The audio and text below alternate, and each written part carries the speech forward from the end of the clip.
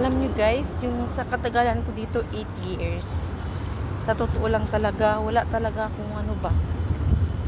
Wala talaga akong ipon. Wala, as in. Sa totoo lang. Parang ang hirap. Ang hirap talaga. Gusto ko nang umuwi. Kaso lang, that time guys, this time pala. Ang hirap bang OFW na magkasakit guys. Sobrang hirap. Lalo na, for example, ako guys, no? Sharing lang ako guys no, sa mga pinagdadaanan ko guys dito sa Abu Dhabi as OFW. Na-diagnose kasi ako ng ano guys, cancer. Cervical cancer stage 3C last 2024. Last year. So, parang yung mundo ko po ay matapos na. Ko po ay hinang-hina. Pinagdaanan ko po yung chemo, radiation, brachy, lahat ng treatment guys, pinagdaanan ko yun. Sobrang payat ko, parang manok na madala ka na sa hangin. Pero salamat sa Diyos, salamat sa Panginoon na binigyan pa niya ako ng chance na mabuhay pa sa mundong ibabaw. May mga anak pa ako, may dalawa pa akong anak, may baby pa ako.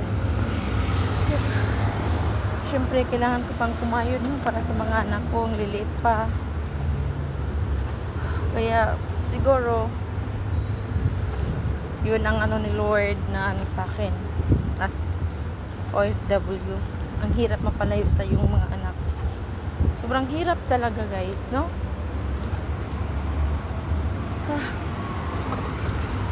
Masakit isipin lang guys na ano, yung iwanan mo yung mga anak mo na batang bata pa, tapos pagbalik mo malaki na.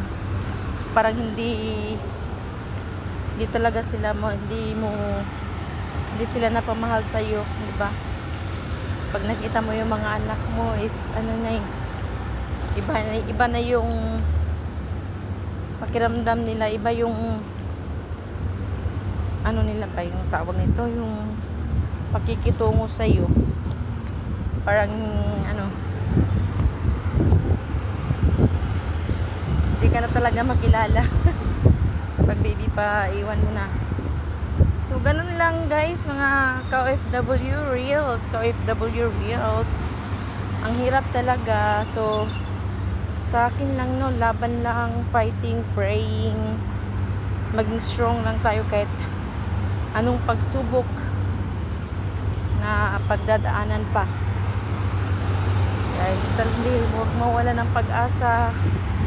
Hanggang may buhay, may pag-asa guys, diba? So nag-share lang din ako no sa aking mga story of my being OFW. Share lang. Totoo naman talaga guys, kahit OFW ka, ang hirap talaga pag malayo sa mga anak mo. Kahit nga ako 8 years, diba? Sabi ko sa inyo, 8 years. 8 years ako dito sa Abu Dhabi.